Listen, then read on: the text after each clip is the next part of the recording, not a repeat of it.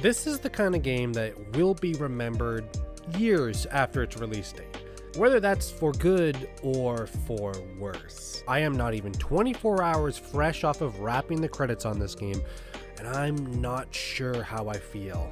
This is Unbeatable. Don't go away.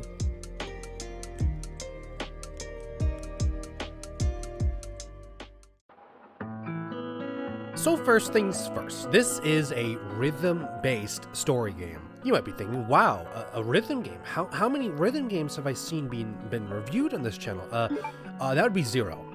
Actually, I've never played a rhythm game. So if you're wondering if this is the best rhythm game out there, I have no idea. I have no reference to any other rhythm game out there, so I'm not going to compare it to anything else. Now, your second question is probably, well, why are you playing it? Why now? Why now of all times to play your first rhythm game? And I have a very, very easy answer to that. This was one of those games where you see the trailer live, and I just went, yeah, I'll play that right off release. Please allow me to introduce ourselves to you tonight. We are...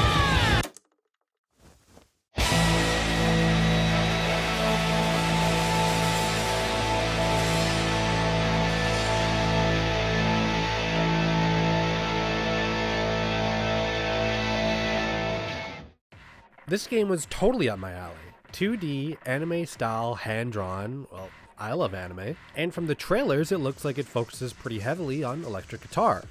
I also play electric guitar. So here I was, on release date, playing Unbeatable.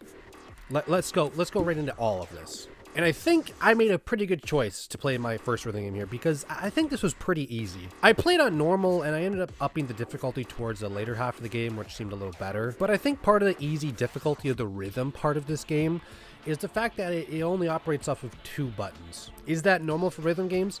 I have no idea. L1 on a PS5 operates the entire bottom half of the screen, and R1 operates the top half. Prompts will come in from either left or right, and that's pretty much it.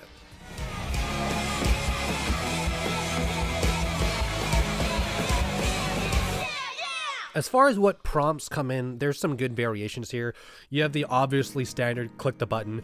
You have click and hold the button. You have jump over an object. Prompts that come in that just make you button spam. There's also rhythm parts that are not in this sort of style. You have parts where you're running away or escaping from something or someone. You also have this baseball minigame that pops up more than 2 or 3 times. Just the fundamental mechanics of it, I had fun with, honestly. It didn't like blow me away or anything, but I think it was favorable.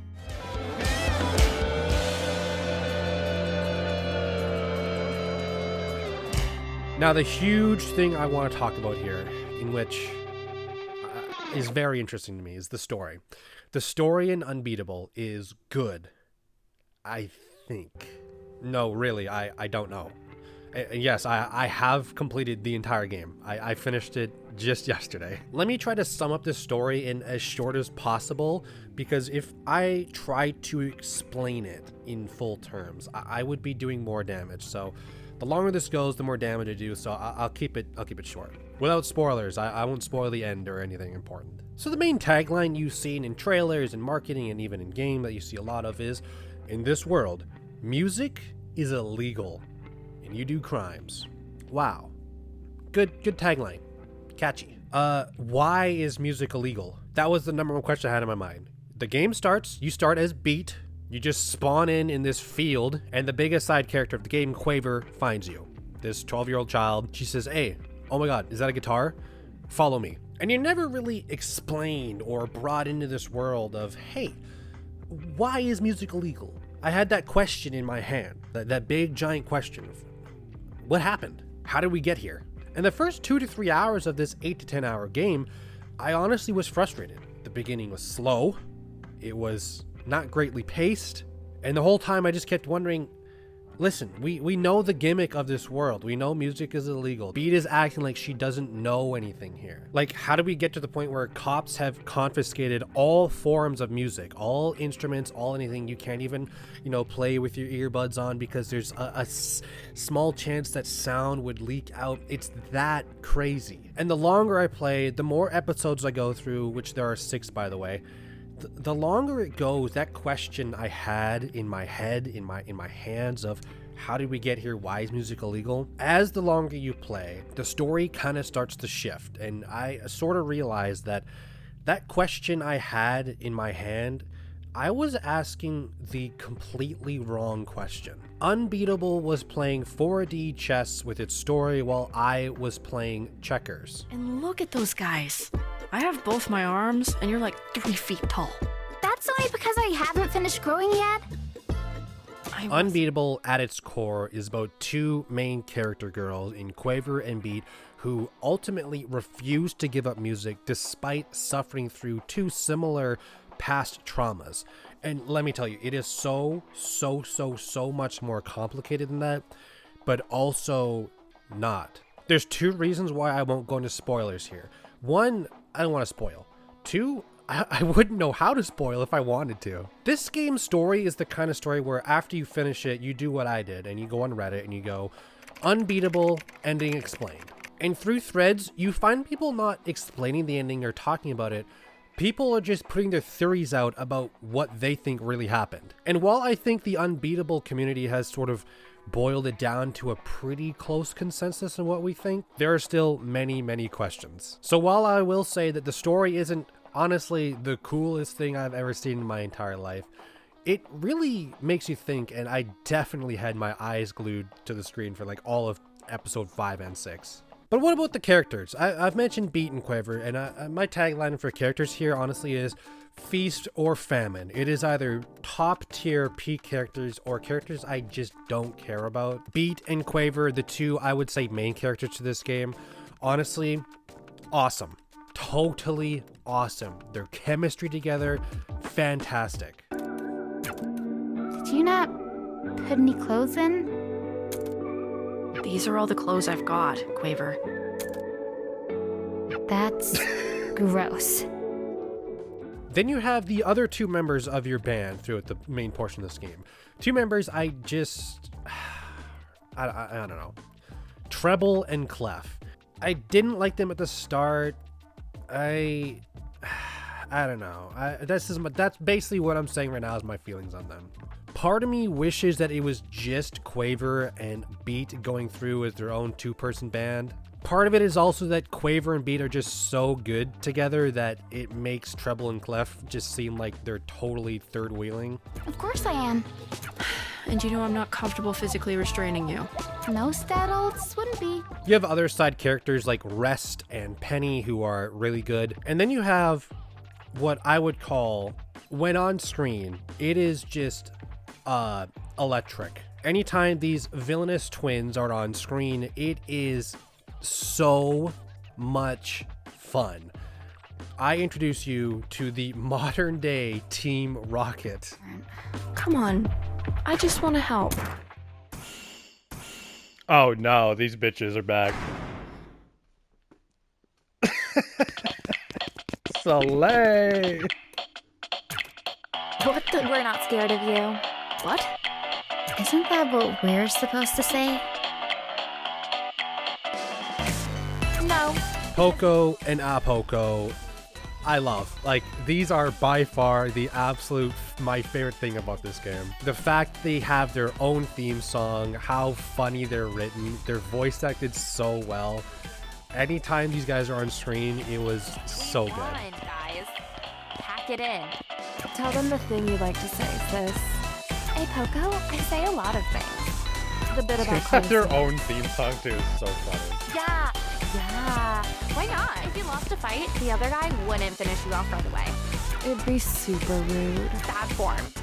Instead, Bad you form. pause If you and kill look off up. the guy you beat right away.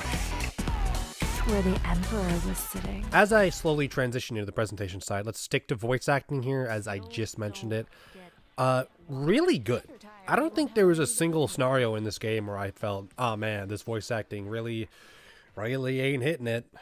What the hell happened to staying put while we surveyed the area? Take a wild guess. This place is huge. What the hell? How did you even get over there? Don't answer that. She broke the floor. How? Obese. I'm not fat.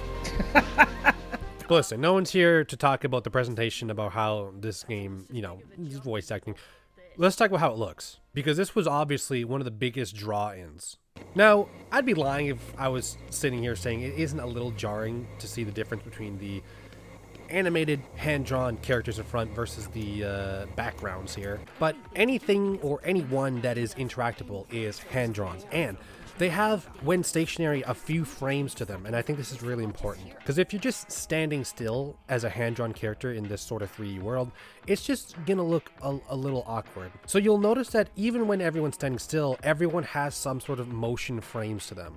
Really keeps the world alive. And this hand-drawn anime style is just like, it is such an easy ticket to, you know, peek your head up above the sea of games and how many games are released nowadays and say, hey, I'm a little unique. Look at this. Like, you already know it's gonna look beautiful in cutscenes, but in-game and in-game scenarios, it just looks like just as cool. Not to say that it's dropping some absolute insane animation tier level shit, but it is definitely favorable. Now, I'm talking about presentation. I'm gonna transition this into the overall impact category because this is a personal opinion of mine, and you might be wondering, hey, rhythm game, I haven't even mentioned the music yet. That's like, that's a huge part of this game, right? Yes.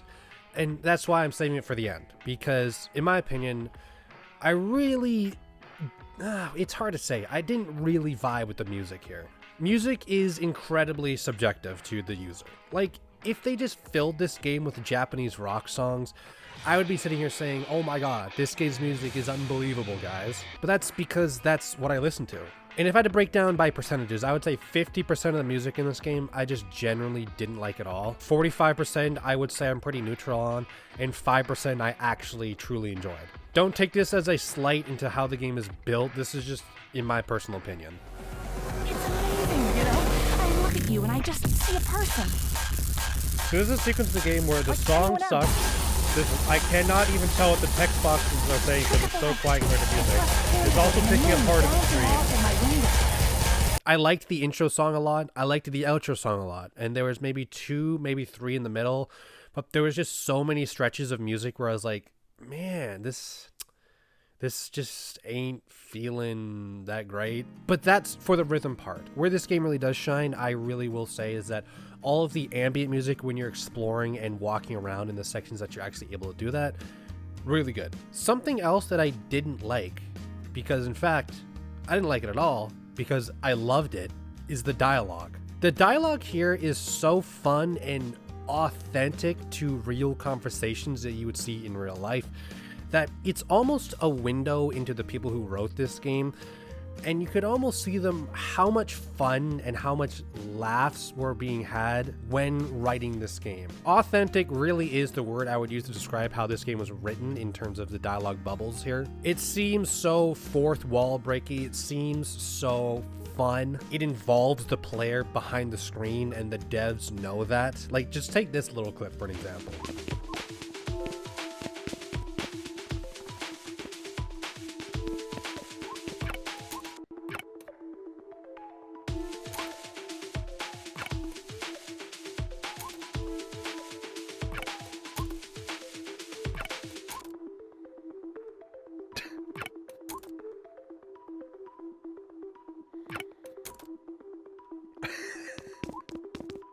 And I know that this is a modern day problem, but playing games off release sometimes, most of the time, come with performance issues.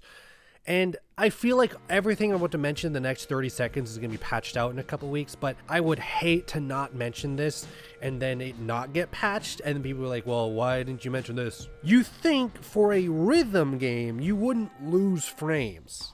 Well, you be the judge.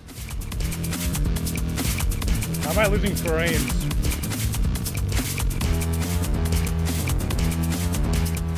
There's also other issues, such as a black screen will overtake your entire screen. That happened to me, 4 times I had to restart my game. Among a few other things that I think will probably be patched, sometimes when dialogue happens, 2 text boxes will pop out at once and 2 characters are simultaneously talking. There's fun, tiny little side quests you can do with Quaver, which is take pictures where her mom was, and then you can see those pictures in your notes. That was all bugged for me. There's also this thing where the game tells you nothing on where to go. Surprisingly, I actually didn't have a single problem with this, but it is something I noted that If you aren't paying attention and you're not 100% focusing on your screen, and then the dialogue ends and you're like, oh wait, where do I need to go? It won't tell you. It literally will not tell you. No menu exists to tell you where to go. Closing statement on Unbeatable. My first ever rhythm game. How should I handle this game? What do I rate this game? I personally didn't vibe with a good number of songs here. I think the intro is pretty slow in my opinion, and pacing throughout can be a little rough. You know that saying, show, don't tell? In my opinion, this game goes for don't show anything, tell them everything. Episode 6 specifically is just a ginormous dialogue dump. Even when I say that though, I was extremely interested and sucked into what was happening with the story. But on the other hand, you have some very memorable characters in Beat, Quaver, the two evil twins, authentic dialogue, hand-drawn animation, good ambient soundtracks, and a story that is, while complicated, makes you think and be intrigued. Unbeatable swings as physically hard as humanly possible at the ball. It swings with its character, with its animation, with its story, with everything it's got. It swings as humanly hard as possible. It's a high chance to foul out, it's a high chance for a fly ball, but there is that small chance that it could just absolutely launch a home run. And at the end of the day, I think it's more interesting to swing for something unique and great than it is to bunt and hit a safe hit to first that lands the game in the category of being good but familiar and safe. Yes, I would rather see games do what Unbeatable do, and even if it really doesn't stick the landing, I think it's still memorable. Let's wrap it up. Unbeatable, 7.9 out of 10. So that's it. Unbeatable has been beat. I am racing against the clock of December to beat Where Winds Meet. I am 15 hours in. I took a break to play Unbeatable. I want to get that done before Christmas so I could do my current game of the year and end of year review video at the end of this year. So let's see how far I can get into Where Winds Meet until then. For now, I'm your host, Beneath the Mask. I hope you guys review. Peace out. No misses. Whoops. Beat, you sound awful. What the hell? Jesus. I literally had no misses. I know you're here to find out the Easter egg soundtrack that I put in at the end of every video, but did you know that I have a Buy Me a Coffee page? A page where you can donate to your favorite YouTube creator. Half of the money that's donated to that page is personally donated back to Child's Play Charity, a charity that's dedicated to supplying games and technology to children in hospitals around the world. So that's that. Did you guess the soundtrack?